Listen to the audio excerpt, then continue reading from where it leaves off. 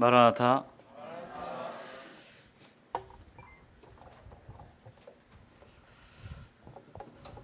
네, 감사합니다. 배경 사진이 참 싱그럽죠? 네. 어떤 나무인지 아세요? 네, 편백나무입니다. 완주 상관이 아니죠. 거의 모악산, 중인리 모악산이 올라가는 길을 이렇게 가다 보면 조금 가다 보면 이렇게 편백나무 숲이 있어요.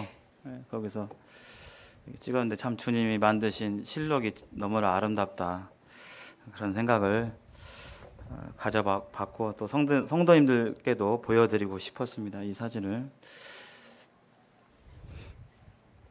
오늘 너희는 이 세대를 본받지 말라 8번째 시간인데요. 오늘의 주제는 세상과 다른 믿는 자들의 가정, 그리스도인의 가정은 어떻게 해야 되는지에 대해서 하나님의 말씀을 살펴보도록 하겠습니다. 말씀에 앞서서 교회 안에는 여러 가정의 모습이 있습니다. 그래서 지금 자녀된 분들도 계시고, 부모된 분도 계시고, 또 할아버지 할머니 된 분도 계시고, 또 가정이 생긴 지 이제 막 출발한 가정도 있고, 10년 차, 20년 차, 30년 차, 또 분가한 가정, 또 가정 내에서 여러 형편이 다르실 거예요. 지금 가정이 그렇잖아요. 어떤 때는 좋았다가 어떤 때는 되게 근심 걱정이 있고 어려울 때가 있고, 다 형편이 다릅니다. 어떤 특정한 가정을 염두에 두고 이렇게 말씀을 전하는 것이 아니라, 성경에서 하나님 가정에 대해서 어떻게 말씀하고 있는지 이렇게 전하기 때문에 이렇게 오해 없으시고 또 하길 바라고요. 말씀이 가장 찌른 도전을 주고 또 책망하고 하는 대상은 바로 저입니다. 제가 주님께서 이제 저에게 하시는 말씀이기 때문에 그런 부분에 있어서 이렇게 하나님의 말씀을 이렇게 들으시면 좋겠습니다. 지금 이 세상 문화 속에서 세상과 다르게 사는 그리스도인의 삶에 대해서 쭉 살펴봤습니다. 그래서 로마서 12장 1절에서 2절 말씀이 무엇인지, 또 세상을 따라갔던 사람들, 대표적으로 롯과 솔로몬의 삶을 봤고, 또 세상과 다르게 살았던 다니엘의 삶을 봤고요. 또 교회 생활을 어떻게 해야 되는지, 믿는 자들은 말을 어떻게 하고 인사를 어떻게 하고 예절을 어떻게 가져야 되는지, 또 사회생활 가운데서 우리는 믿는 자로서 어떻게 행해야 되는지 봤고요. 오늘은 가정에 대해서 살펴보고, 또 주님께서 기회를 주시면 문화생활에 대해서, 영화나 음악, TV 이런 부분에 대해서 좀 살펴보고자 합니다. 각각의 주제가 사실은 뭐 10시간, 20시간 이렇게 해야 되는 그런 부분이기도 해요. 근데 주님께서 기회를 주시면 또 자세히 나눌 수 있을 기회가 있기를 소망합니다. 2016년에 이혼 통계를 이렇게 보면요, 2000년대 초반부에 이혼이 굉장히 많았습니다. 그러다가 이혼이 조금 줄어들고 있긴 해요. 그래서 한 해에 보통 10만 건 이상, 10만 쌍이 이혼을 해요. 그러니까 10만 쌍을 12달로 나누면 뭐 정확한 건 아니지만 거의 만 쌍 정도가 1년에 헤어집니다. 그리고 하루로 치면 한 300쌍 정도가, 오늘도 300쌍이 헤어지고 내일도 한 300쌍이 헤어지고, 이런 일들이 발생을 하고, 옛날에는 주로 결혼 초기에 성격 차이나 뭐 이런 걸로 트러블이 일어나서 그걸 극복하지 못하고 이혼하는 경우가 있었지만, 근자에 들어서는 황혼이혼, 뭐 몇십 년 살다가 지금이라도 그냥 갈라지자 이렇게 해가지고 하는 그러한 모습이 우리나라에서 이렇게 벌어지고 있습니다. 세상이 이렇게 변해가고 있죠. 세상이 변해가서 가정의 모습도 많이 변해가고 있습니다. 디모데후서 3장에 세상이 어떻게 변해갈 것을 말씀하고 있고, 우리는 그 말씀을 잘 알고 있죠.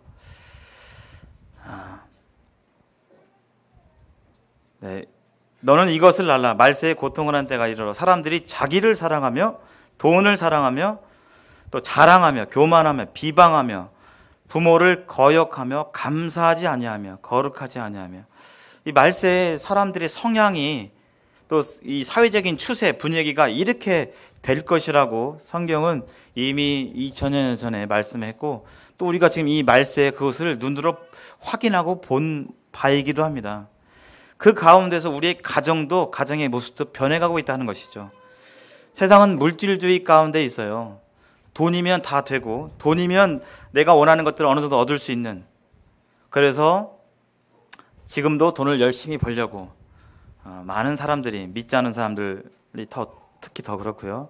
그런 가운데서 돈 벌기 위해서 고민하고 애쓰고 수고하는 모습을 볼 수가 있고, 이전보다도 더 그러한 가운데 있는 걸 보게 됩니다. 그런데 우리가 알다시피 물질은 쉽게 말해서 좋은 집에 살고, 좋은 차를 사고, 좋은 옷을 입고, 좋은 가방을 메고 다니고, 메이크 옷을 입고, 비싼 옷을 입고, 또 좋은 스마트폰을 사고 하면 잠깐은 좋죠. 그러나 그것이, 그 기쁨과 만족이 계속 가지 않습니다. 좋은 집에 살더라도 여전히 내 삶 가운데 있는 문제들에 대해서 우리는 고민하고 어려워하고 해결되지 않게 될 때 우리는 애달파하고 눈물 흘리게 되죠. 그래서 이러한 것들은 잠시 잠깐뿐이죠. 진정으로 우리 마음 깊은 곳을 어루만져 줄 수 있는 분은 하나님밖에 없죠. 그럼에도 하나님을 믿지 않는 사람들은 여전히 모르기 때문에 이런 물질에 매달리고 그런 가운데 있습니다. 또 지금 시대는 개인주의 세대죠. 지금 우리나라에서도 1인 가구 세대가 많이 늘어나고 있어요. 혼자 사는.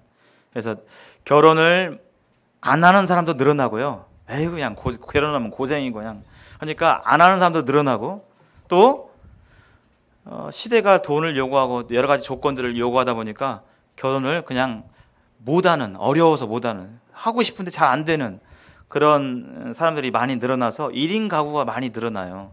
에이, 혼자 사는 게 편하구나.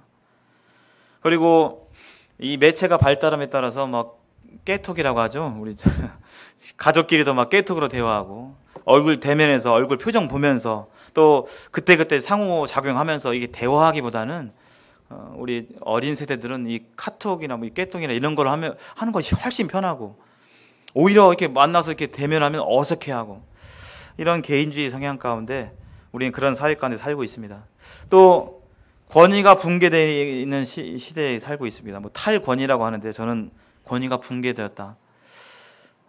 하나님께서 이 세상에 권위자들을 두셨죠. 그래서 하나님을 모르기 때문에 그 권세를 가진 사람들, 권위자들은 흔히 말해서 무슨 질을 하죠?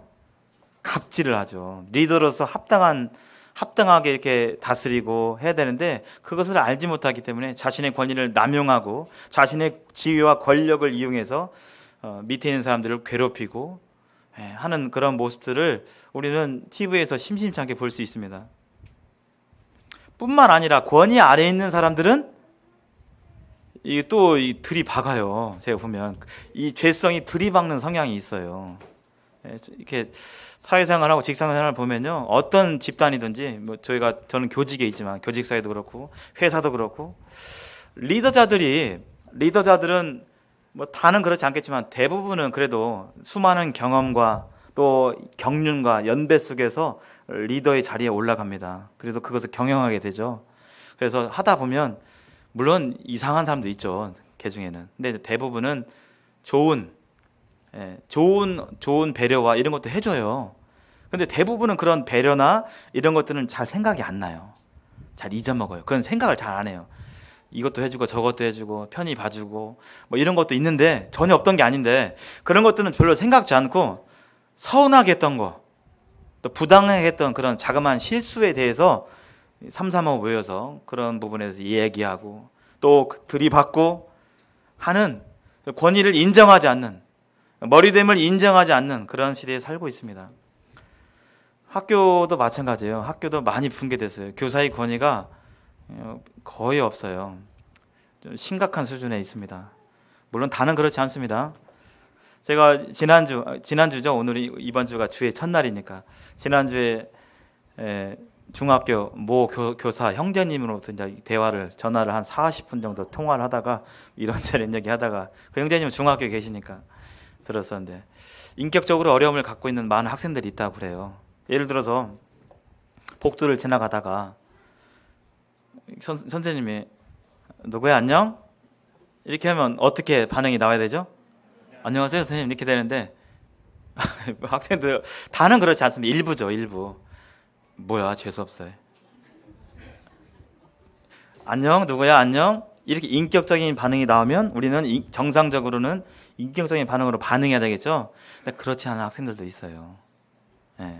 제가 말한 것은 극단적인 좀 예죠. 어떤 그 아이의 어떤 잘못이만은 아니겠죠. 그렇게 그런 마음을 가질 수밖에 없도록 만든 어떤 환경이나 사회 문제가 있을 수 있겠죠. 제가 말한 건 극단적인 겁니다. 다 그런 게 아니라 오해하지 마시기 바랍니다. 근데 그 형제님이 그런 얘기도 하시더라고요. 인격적으로 나는 대해주나 인격적으로 반응하지 않아서 이 지도가 잘 안 된다.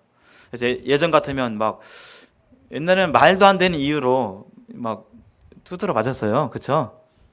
실수로 책 한 번 안 갖고 왔는데 책 안 갖고 와서 잃어서 해가지고 나와서 막 엉덩이 20대씩 맞고 막 예. 진짜 그랬어요. 진짜로요. 예. 한 대도 아니고 20대 맞고 막 예. 저도 20대 맞아봐서 예. 근데 지금은요 매를 댈 수가 없죠. 사랑 가운데서 하는 매를 댈 수가 없고 인격적으로 돼야 하는데 인격적으로 할 수밖에 없어요. 근데 그 인격을 무시하는 분위기의 추세가 그런 시대에 살고 있습니다. 성적으로 타락한 시대에 살고 있어요. 간통법이 폐지되었고요. 또 동성애는 더 이상 이상한 것이 아니다. 거리에서 공공연하게 선포하고 또 법제화하는 그런 시도가 우리가 보는 앞에서 자행되고 있습니다. 그런 가운데서 우리의 가정, 성적으로 문란하게 되면 가정이 온전하게 버틸 수 없죠. 그런 가운데서 자녀들은 방황하고 어려움을 겪고 참 그런 걸 보게 됩니다. 사탄 마귀는 이 시대에 이 가정을 흔들어서 사람들로 하여금 이 멸망의 길로 가게 하는 전략을 쓰고 있어요. 그래서 예전보다 이 가정의 기능, 가정의 모습이 정말 너무나 어려워지고 있는, 정말 그 아이들이나 이렇게 보면 정말 불쌍한 마음이 들어요. 긍휼의 마음이 듭니다. 그래서 우리는 믿는 우리들은 이 성경에서 말하는 하나님께서 어떠한 가정을 왜 주셨는지, 그리고 가정은 어떠한 모습이어야 되는지 그것을 알고 우리 가정생활을 하고 있잖아요. 우리는 지금 이 순간에는 이곳에 모여 있는데 한 몇 시간 뒤면 가정으로 돌아가시게 되겠죠. 다시 이제 익숙한 그 집에 가서 가정생활을 하게 됩니다. 거기서 이러한 하나님의 말씀들을 실행해야 되겠습니다. 그래서 가정의 역할, 남편과 아내의 역할이 무엇인지, 그리고 가정에서 교육해야 되는 것이 무엇인지 아는 것뿐만 아니라 우리가 매일매일 삶 가운데서 실천해야 되겠습니다.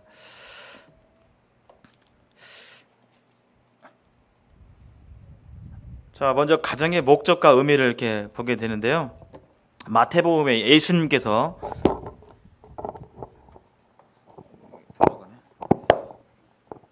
이 말씀을 해주셨습니다.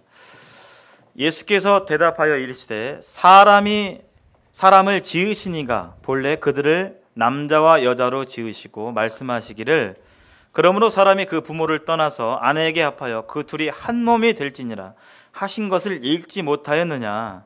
그런즉 이제 둘이 아니요 한 몸이니 그러므로 하나님이 짝지어 주신 것을 사람이 나누지 못할지니라 하시니.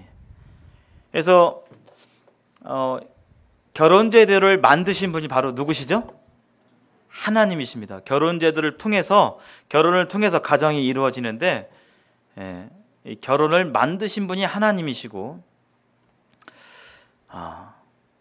이시기 때문에 이 가정의 주인은 어떤 남편이 아니라, 아내가 아니라 가정의 주인이 누구시죠?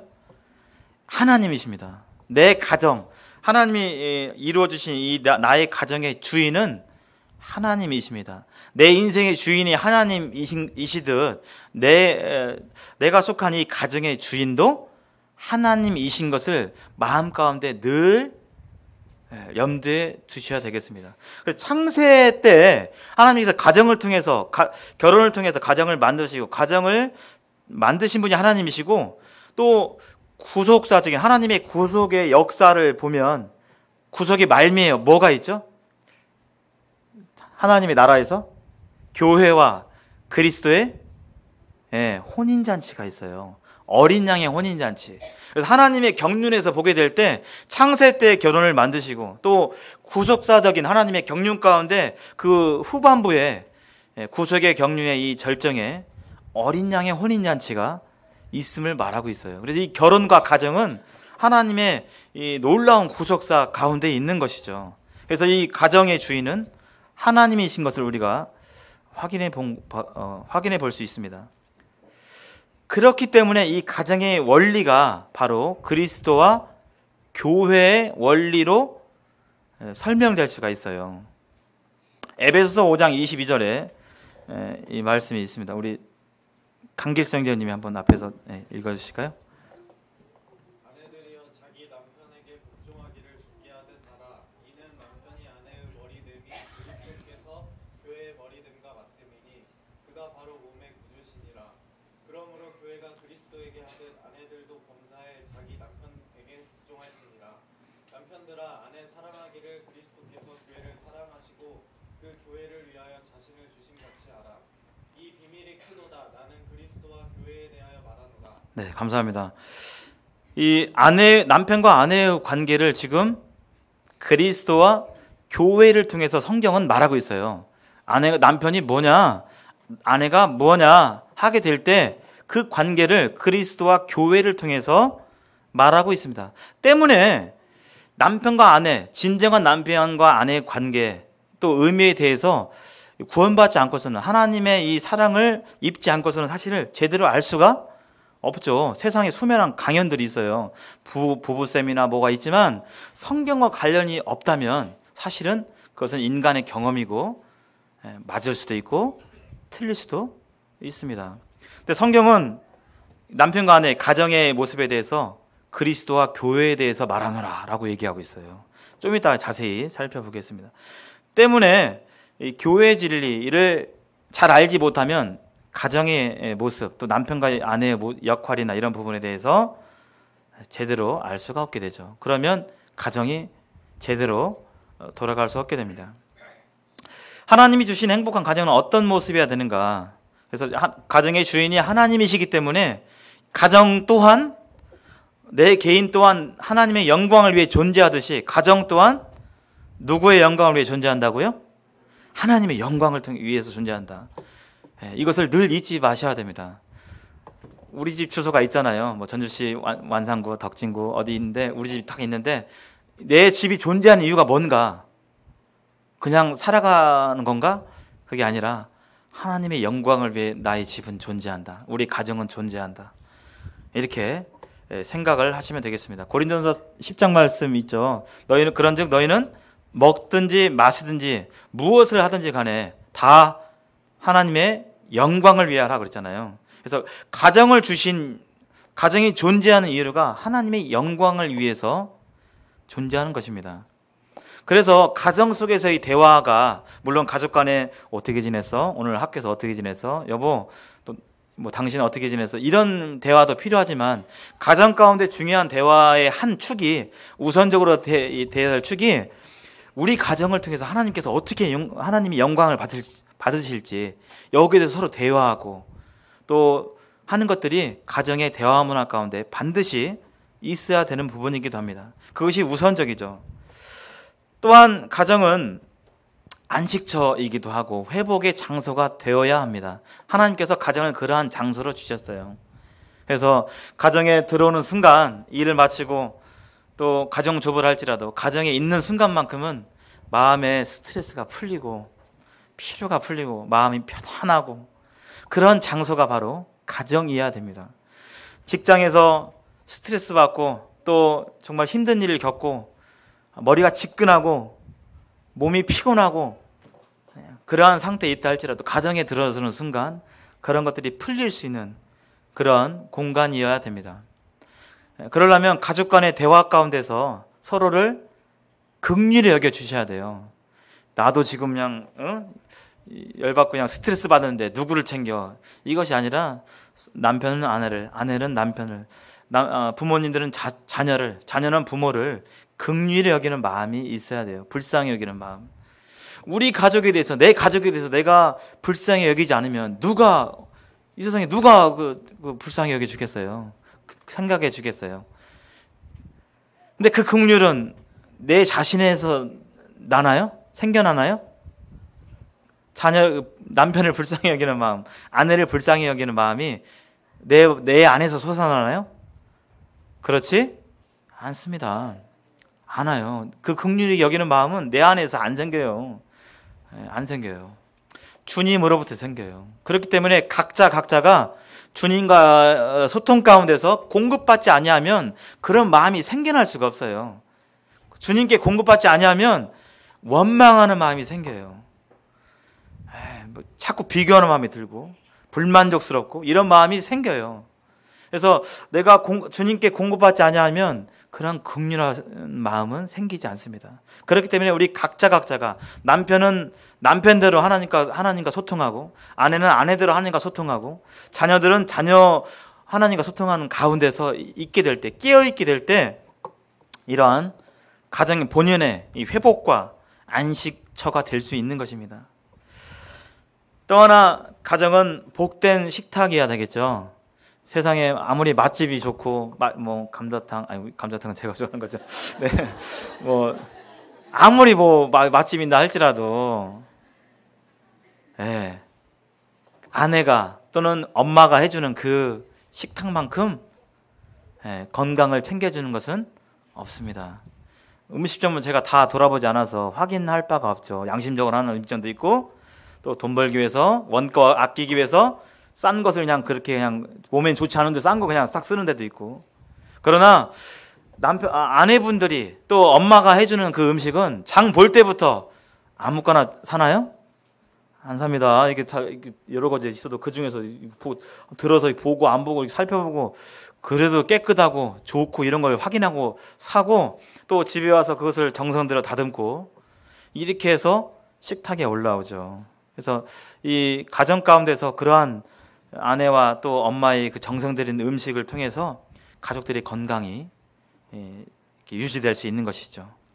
또 하나, 하나님이 주신 목적하신 원리 가정은 하나님의 질서와 권위가 나타나는 곳이어야 돼요.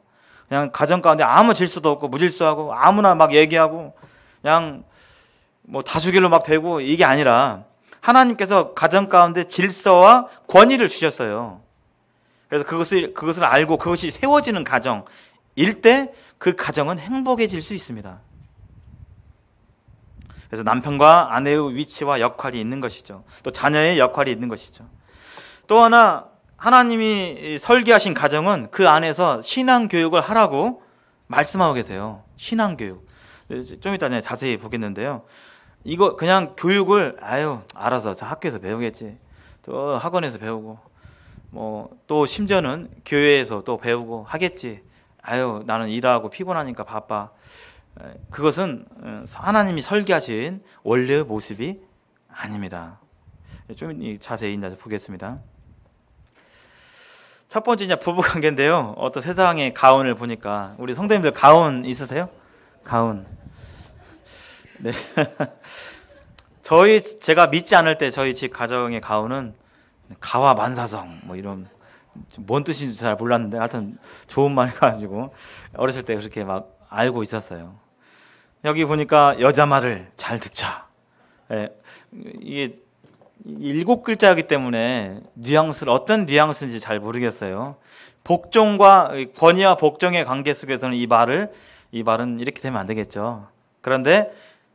그러나 이 가정 구성원들 또 아내 말을 잘 들어주고 이해해주기 위해서 잘 듣는 것이라면 필요한 것이겠죠. 그러나 이제 여자 말을 잘 듣자. 뒷말이 또 있더라고요. 어떤 말 같아요? 여자 말을 잘 듣자. 삐리리 삐리리 자다. 여자 말을 잘 듣자. 자다가도 떡이 생긴다. 이런 가운도 이렇게 봤습니다. 레위기서 5장 22절 말씀인데요. 오늘 정말 오늘의 중요한 말씀입니다. 첫 단어가 뭐죠? 아내들이요. 이 가정의 머리가 남편이라고 했는데 이 첫 번째로 남편의 역할과 의무가 있고 아내의 역할과 의무가 있는데 먼저 나오는 것이 바로 아내들에 대한 부분입니다. 성경에는 반복되는 단어들 또 뭐가 먼저 나오느냐 또 어떤 수식어 이런 것들을 주의 있게 보셔야 되거든요. 근데 먼저 아내들이여 이렇게 나오고 있습니다. 여기 아내들이여부터 글씨가 좀 작아서 잘 보이실런지 모르겠습니다. 여기 빨간 글씨 남편에게 복종할지니라 여기까지 우리 아내된 분들 또 자매님들 여자분들만 한번 읽어 보시겠습니다. 자, 시작. 아내들이여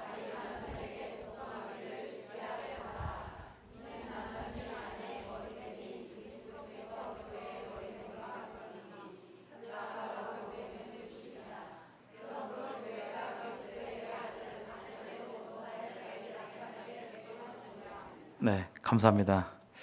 읽으시니까 기분 좋으세요? 네.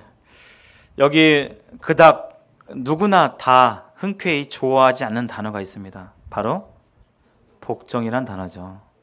여러분들 복종이 잘 되세요? 회사에서 또 가정에서 복종을 좋아하세요, 혹시? 네. 본성적으로 우리는 자기 마음대로 하고 싶은 마음이 있기 때문에 복종이 본성에 거스르는 그런 단어이기도 합니다. 남편과 아내의 부부관계, 이 가정에서 가장 중요한 관계가 첫 번째로 부부관계입니다. 그래서 이 부부가 깨어지면 가정이 이제 어려워지게 되죠. 특별히 먼저 아내의 복종, 잘 안 보이네요. 복종과 역할에 대해서 보게 되는데요. 아내들이 하나님께서 명령하시기를 아내들이 할 것은 자기 남편에게 복종하라고 말씀하고 있는데요. 설명을 하고 있어요. 무엇을 가지고요? 그리스도와 교회의 관계를 통해서. 그래서 아내는 주님께 복종하듯이 교회가 주님께 복종하듯이 자기 남편에게 복종해야 된다고 말하고 있어요. 이 복종이라는 단어는 상대방의 의사와 내 뜻이 다를지라도 따르는 거예요. 나는 그렇게 생각 안 하는데 그래도 따르는 것이 바로 복종입니다. 우리 형제님들은 이 복종을 경험할 수 있는 귀한 시기가 있어요. 언제죠? 군대예요, 군대. 군대는 복종이 있어요. 왜 그렇게 한대? 토달할 수 없어요.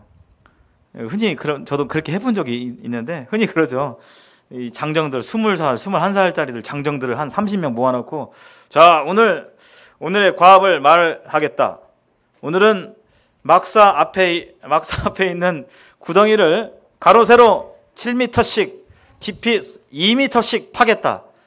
실시. 이제 그래요. 그럼 막 열심히 하겠죠. 아이고 힘들어. 다음 날 이제 또 작업을 한 30명 모여가지고 자, 오늘의 작업은 어제 판 구덩이를 다시 메꾸는 것이다. 그러면 우리 토달할 수 있잖아요. 왜 헛짓을 그렇게 합니까? 왜 그렇게 합니까? 할 수 있잖아요. 근데 토달할 수 없어요. 토달할 수 없어요. 명령 떨어지면 제가 좀 극단적인 얘기긴 하죠. 군대에서 그런 일만 하는 것은 아닙니다. 근데 군대에서 이해 못할 왜 저렇게 하지 하는 일들이 많아요. 근데 거기서 한 명 상관이 명령 내리면 그냥 그렇게 해야 돼요. 토달할 수 없어요. 만약에 대들잖아요. 어떻게 되죠? 하극상입니다. 하극상. 그게 복종이에요. 복종이에요. 전무할 때 21시까지 전 내무반은 바닥을 어떻게 하고 모포는 어떻게 하고 한다. 실시. 그러면 어떻게 합니까? 네, 실시 하고 바로 가죠. 네, 역시 제대로 나오신 것 같습니다. 네. 좀 이따 할게요. 명령 내렸는데 좀 이따 하겠습니다. 네, 내일 하겠습니다. 이런 걸 상상할 수 있나요? 생각해보고 하겠습니다. 제가 잘 생각해보고 하겠습니다. 이런 건 없어요. 상상할 수가 없죠. 그게 복종의 개념이에요. 네. 여기 하나님께서 남편에 대해서 아내들이 해야 할 것은 그러한 복종을 원하고 있습니다. 복종이 그런 뜻이에요. 죽게 하듯. 이것은 교회가 그리스도께 하는 것과 똑같죠. 예. 우리 주 예수 그리스도께서 교회에게 복종하십니까 혹시? 예수님이 교회에게 복종하나요? 그렇지 않습니다. 절대 그렇지 않습니다. 오직 교회가 그리스도께 복종합니다. 그 관계를 통해서 남편과 아내를 설명하고 있어요. 근데 이게 흐트러지고 제대로 세워지지 않잖아요. 그러면 때때로 우리 자매님들 아내들의 말이 맞을 수 있어요. 이치적으로 합리적으로 맞을 수 있어요. 그러나 이러한 질서가 흐트러지면 결과적으로 과정은 어려워지게 됩니다. 그것이 왜냐하면 그렇게 될 수밖에 없어요. 왜냐하면 그게 가정을 만드신 매뉴얼이고 창조 목적이에요. 우리가 행복할 수 있는 길은 창조 목적대로 살 때 행복해지는 거예요. 매뉴얼대로 다려야 그 기기가 잘 돌아가잖아요. 그래서 아내는 특히 남편의 머리됨을 인정하셔야 돼요. 남자와 여자가 다른데 남자들은 머리라고 해서요. 머리. 하나님이 그렇게 프로그램 해주셨어요. 설계하셨어요. 그래서 남자와 여자가 다르잖아요. 남자들은 대부분 꼭 그런 건 아닙니다. 여자분들이 더 뛰어난 분들 계세요. 일반적인 얘기예요. 남자분들은 대부분 지성적이고 좀 더 객관적이고 또 종합적이고 냉정한 그런 부분들이 있어요. 그리고 여자분들은 감성적이고 또 보다 관계적이고 또 민감한 부분들이 있어요. 민감해요. 영적으로도 민감하시죠. 어딘가 잘 빠지고 좋은 부분에도 잘 빠지고 또 반대로 나쁜 부분에도 좀 잘 빠질 수 있는 그런 성향이 있음을 성경은 말하고 있어요. 그래서 신앙인들, 종교인들도 보면 남자가 많아요, 여자가 많아요? 여자가 대체적으로 좀 많아요.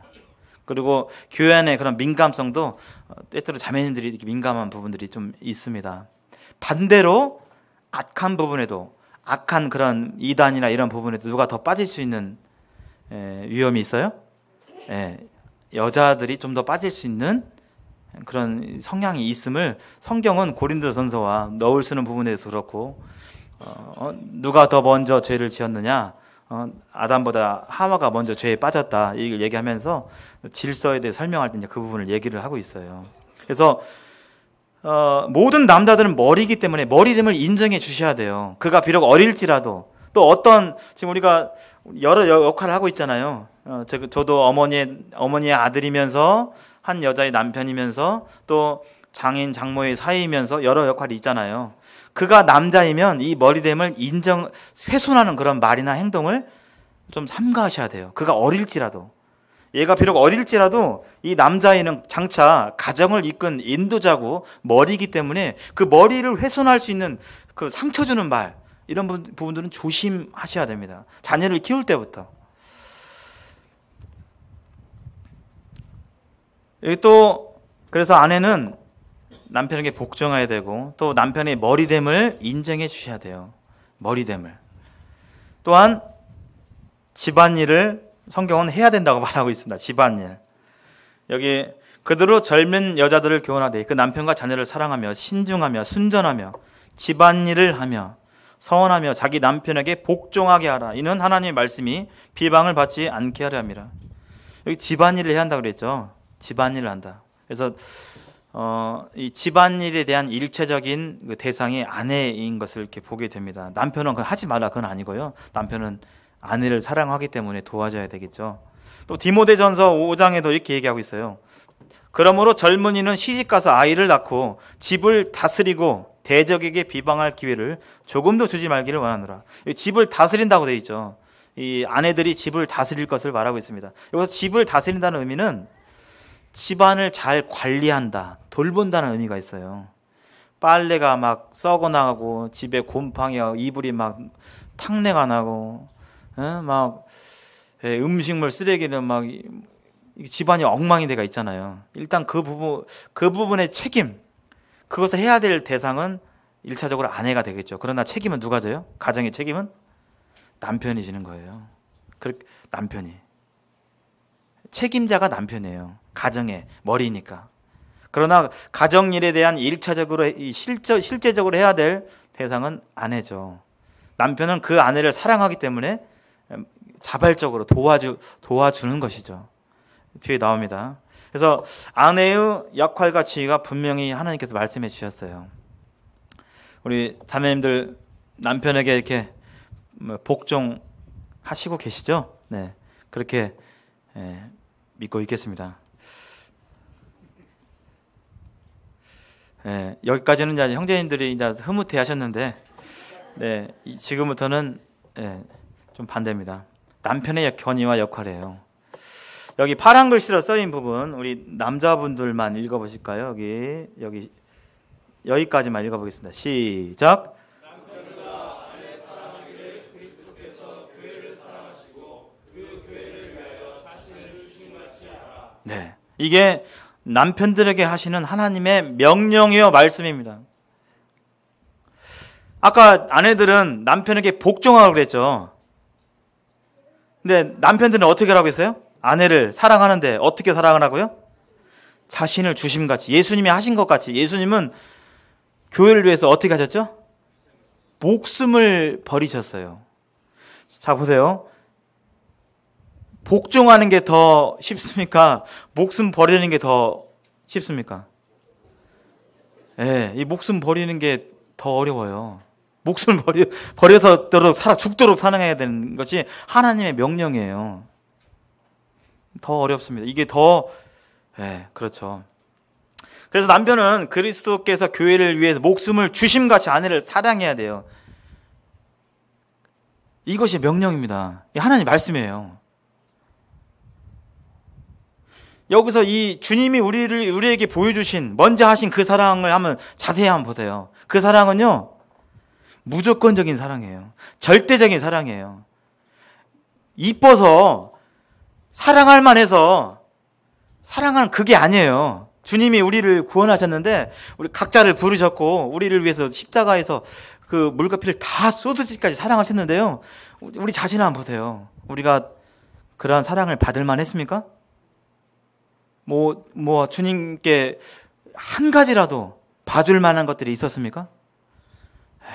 아닙니다. 우리는 그냥 죽어 마땅한 사람들이었어요.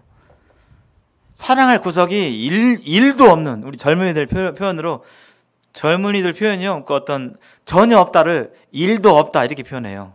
일도 없는 그런 존재였어요. 근데 주님이 우리를 사랑해 주셨다고요. 남편들이 아내를 사랑할 때 그러한 사랑으로 사랑할 것을 명령하셨습니다. 물론 시원찮고 또 때때로 아내의 어떤 모습 때문에 화가 나고 그런 부분이 있죠. 당연히 그렇죠. 그러나 하나님은 그렇기 때문에 너 아내한테 지금 별로 안 위해주고 하는 거 용납하지 않습니다. 하나님께서. 예수님이 우리에게 보여주신 사랑은 무조건적인 사랑이었습니다. 우리가 이렇게 바락바락 대들고 마음 아프게 하고 상처 주고, 그것도 한두 번이 아니라 수백 번, 수천 번 반복적으로 대적하고 했음에도 불구하고 예수님은 우리를 받아주셨어요. 남편의 바로 그러한 마음으로, 그러한 사랑으로 아내를 사랑할 것을 하나님은 말씀하고 계십니다. 왜냐하면 또한 아내를 자기 몸처럼 사랑해. 자기 몸처럼. 자기 몸 잘 위하잖아요. 교회에서도 자기 몸을 잘 위하시는 분들이 계시더라고요. 어떤 분들은 좀 신경을 덜 쓰시기도 하는데, 어떤 분은 막 잘 위하시더라고요. 그래서 막 건강이 좋은 것도 많이 드시고 막 하잖아요. 우리 머리는 본능적으로 우리 몸을 보호하게 돼 있어요. 그렇죠? 날라오면 탁 손으로 머리가 내리잖아요. 날라오면 손으로 딱 피해, 막어, 눈 감고 이렇게 하잖아요. 본능이에요. 아내를 자기 몸처럼 사랑해야 한다고 말하고 있습니다. 왜냐하면 아까 둘이 무슨 몸이 되었다고 했죠? 한 몸이 되었다고 했잖아요. 한 몸. 따로따로가 아닙니다. 그래서 부부간의 호칭 중에서 여러 호칭이 있지만 자기라는 말이 있죠. 자기. 참 좋은 말 같습니다. 자기가 자기잖아. 한 몸이니까. 그래서 여기 베드로전서 3장 7절에는요. 남편들아 이와 같이 지식을 따라 너희 아내와 동거하고 그를 더 연약한 그릇이요 또 생명의 은혜를 함께 이어받을 자로 알아 귀히 여기라. 이는 너희 기도가 막히지 아니하게 하려 함이라. 자매를 통해서 더 연약한 그릇이라고 말하고 있어요. 더 연약하다. 아까도 말씀드렸지만 그런 연약한 부분들이 있습니다. 그래서 다른 말씀에도 너희 강한 자가 약한 자를 받아주고라는 말씀이 있어요. 내가 신앙적으로 강하고 더 마음의 여유가 있으면 약한 자를 판단하고 질책하고 뭐 그것도 못해 이게 아니라 받아주라고 말씀하고 있습니다. 그게 성경적인 자세죠. 그래서 또 자매님들은 그러한 부분이 있기 때문에 남편들이 연약이 있고 또 성에 다 안 차고 이런 부분이 있다 할지라도 감싸 안고 사랑해 줘야 됩니다. 또한 남편이 또 한 가지 할 일은 영적 리더로서 아내와 자녀에게 영적 물질적으로 공급해 줘야 돼요. 그래서 남편이 집에서 할 게 뭐냐? 그냥 직장 갔다 오면 다 했다가 아니라 하나님은 그것으로 다 했다. 다 네 의무를 다 했다라고 말하지 않습니다. 무엇을 해야 된다고요? 영적 리더로서 하나님의 말씀을 가르치라고 말하고 있어요. 그래서 우리 자매님들이 공적인 집회에서 이게 물을 수 없는 이유가 뭐죠? 어디 가서 누구한테 배워라? 가정에서 남편에게 배워라 그랬잖아요. 근데 그러려면 남편이 성경을 가르쳐야 됩니다. 그것이 하나님께서 주신 명령이에요. 그냥 해도 되고 그게 아니라 형들 그렇기 때문에 남편은 책임이 큰 것이죠. 영적으로 다스려야 됩니다. 가정을. 그래서 아내가 영적으로 힘들어하고 성장이 잘 안 되고 그러면 최종적으로 누구 책임이에요? 남편의 책임이에요. 남편이 자녀들과 아내를 돌아보는 가운데서 어떤 부분에 있어서 영적으로 막혀 있는지 또 그가 더 주님을 사랑하고 섬길 수 있도록 도와주고 가르치고 이렇게 해야 될 것이 바로 남편의 역할입니다. 우리 학생 형제자매님들 미리 그런 분들을 배우고 생각하고 이제 10년, 5년, 15년 뒤면 가정을 꾸릴 것인데 분명히 기억하시기 바랍니다. 뿐만 아니라 말씀을 집중적으로 가르치고 삶으로 가르쳐야 되겠죠. 삶으로. 아내가 아픈데 남편이 전혀 기도도 하지 않고 그냥 그래. 그러면 자녀들이 그걸 보죠. 아플 때 서로 기도해야 한다고 배웠는데 우리 집에서는 그냥 기도 안 하는구나. 신앙은 교회에서만 좀 그렇게 말로 이렇게 하는 것이고 집에서는 안 해도 되는 것이구나. 이것을 배우는 거예요. 자녀들이. 정말 좀 준엄한 말씀입니다. 먼저 저에게 하는 말씀이에요. 제가 잘하고 있기 때문에 이걸 하는 것이 아니라 주님이 저에게 그렇게 하라고 말씀하신 부분이기도 합니다. 마지막 시스인데요. 자녀된 분들, 우리 학생 청년분들은 한번 이 말씀 한번 여기 장수하리라까지 한번 읽어보겠습니다. 시작.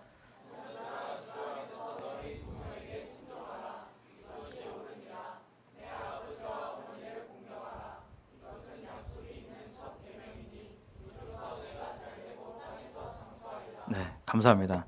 여기 자녀들이 그럼 할 게 뭐냐? 그것은 주 안에서 순종해야 됩니다. 여기 특별히 단서가 붙어 있죠. 주 안에서. 믿지 않는 부모님이 너희 교회 나가지 말고 하나님 믿지 마. 그러면 따라야 되나요? 그렇지 않죠. 주 안에서 순종해야 됩니다. 근데 그런 것이 아니라면 부모님께 순종을 해야 되겠죠. 여기 또 이것이 옳다라고 돼 있고 아버지와 어머니를 공경하라고 돼 있어요. 공경이란 단어는 순종하고는 좀 더 다르죠. 공경이라는 것은 존경한다는 뜻입니다. 부모님을 크게 알고 존경한다는 것이에요. 이것이 첫 계명이어서 이렇게 되면 잘 된대요. 하나님 말씀에 약속해서 주셨잖아요. 부모님께 부모를 공경하면 잘 되게 돼 있어요. 또 땅에서 장수한대요. 하나님 말씀입니다. 하나님은 실현치 않는 분이세요. 부모님을 공경해야 됩니다. 하나님은 부모님이 뭐 훌륭한 부모님이기 때문에 공경하고 그렇지 않으면 이게 아니죠. 부모니까 공경해야 됩니다. 그래서 10계명에 우리말로 하면 효도를 해야 되겠죠. 10계명에서 1계명부터 4계명까지는 하나님과 관련된 계명이고 5계명부터 10계명까지는 사람과 관련된 계명이죠. 그 사람과 관련된 계명 중에서 첫 번째가 바로 뭐죠? 내 부모를 공경하라. 내 부모를 공경하라고 그랬잖아요. 첫 번째가 내 부모 효도예요. 그래서 유교에서도 효도는 백행의 근본이라 그랬습니다. 자기 부모를 공경하지 않고 자기 부모한테 효도하지 않고 어떻게 남에게 다른 사람들을 어떻게 공경할 수 있겠는가?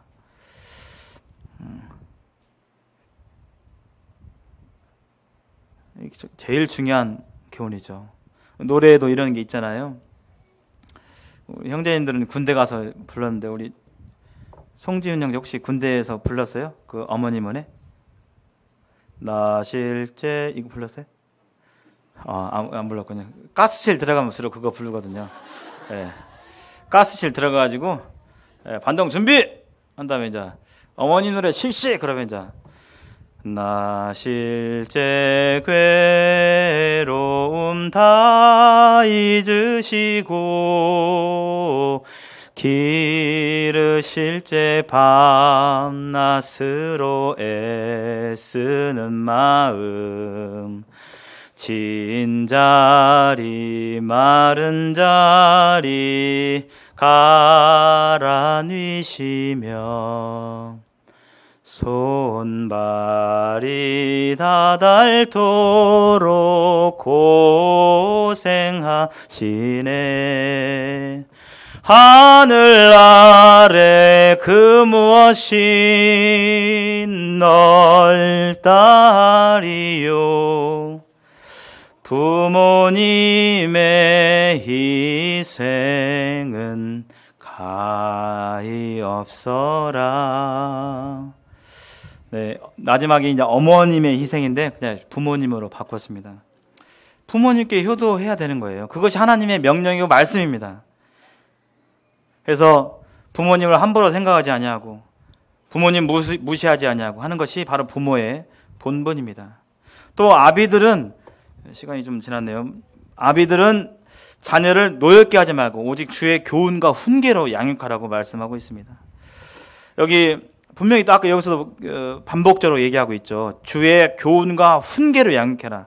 주의 교훈과 훈계가 바로 뭐죠? 하나님의 말씀으로 양육하라고 되어 있잖아요. 그래서 하나님이 가정에게 신앙교육에 1순위 책임을 주신 분이 바로 부모죠. 부모. 신명기에 오늘 내가 네게 명하는 이 말씀을 너는 마음에 새기고 네 자녀에게 부지런히 가르치며 집에 앉았을 때든지 길을 갈 때든지 누워있을 때든지 일어날 때든지 이 말씀을 강론할 것이며 이게 이제 부모에게 주신 하나님의 명령의 말씀입니다. 그래서 학교 교육에 미는 게 아니라 또 교회 학교에서 지금 초등부 이렇게 하고 있잖아요. 그러나 교회 학교는 자녀들의 신앙을 돕는 수준이죠. 이것이 첫 번째가 돼서는 올바르지 않습니다. 집에서 가르쳐야 되겠죠. 하나님께서는 집에서 우선적으로 가르칠 것을 말씀하고 있어요. 그러려면 남편이 또 아내가 성경을 잘 알고 또 순종하고 실행하고 하고 가르치고 본으로서 가르쳐야 되겠습니다. 마지막으로 이 세상은 하나님을 대적하고 하나님을 모르기 때문에 하나님은 없다라고 전제하고 아이들이 하루 종일 학교에서 배워요. 국어, 수학, 영어, 수학, 아니 국어, 수학, 국어, 사회, 영어 이렇게 음악, 영어 이게 나옵니다. 하루 종일 배워요. 하나님 없다라는 전제하에서. 그래서 내가 가정에서 가르치지 아니하면 내 자녀는 하루 종일 하나님이 없어, 하나님이 만들지 않았어, 하나님이 너에게 상관지 않으셔, 천국과 지옥은 없어, 네 생각대로 살면 행복할 수 있어 라고 끊임없이 하루에 수십 번, 수백 번 그렇게 주입받고 있어요. 내가 가르치지 아니하면 우리 자녀들은 세상으로 갈 수밖에 없습니다. 여호와를 경외하는 것이 지식의 근본입니다.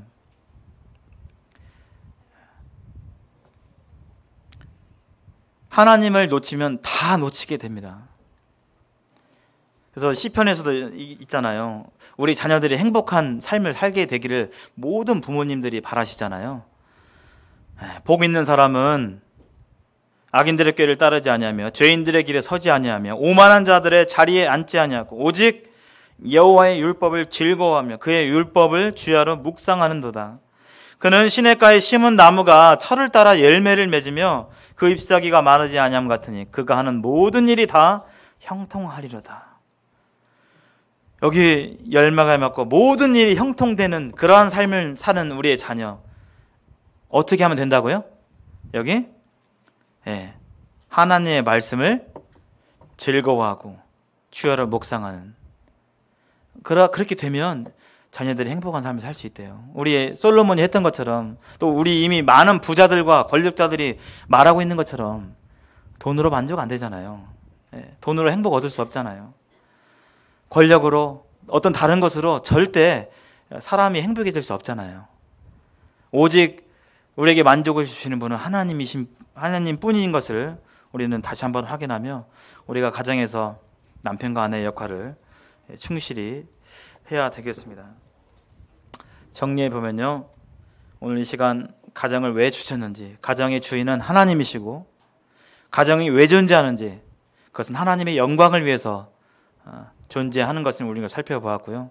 하나님이 주시는 가정은 그처럼 하나님의 주시는 긍휼과 사랑 가운데 서로를 감싸 안고 회복하는 그러한 가정이 되어야 함을 말하고 있습니다. 또한 가정에는 질서와 각각의 역할이 있는데 남편은 아내를 목숨 바쳐 사랑해야 되고 예수님께서 교회를 위해 목숨을 주신 것처럼 사랑해야 되고 아내는 교회가 늘 항상 그리스도께 복종하듯이 남편에게 복종해야 됨을 말하고 있음을 우리는 보게 되고 그렇게 될 때 가정이 행복해질 수 있고 정상적으로 돌아가는 것을 이렇게 볼 수가 있습니다. 자녀들은 부모를 공경하고 또 부모는 자녀들에게 하나님의 말씀으로 직접적인 말씀으로 가르치고 또 삶에서 본을 행함으로 가르칠 것을 말씀을 하고 있습니다. 가정에 대해서 오늘 살펴봤는데요. 에베소 5장 29절 말씀 다 함께 읽고 마치겠습니다. 시작. 이 비밀이 크도다. 나는 그리스도와 교회에 대하여 말하노라. 네, 감사합니다.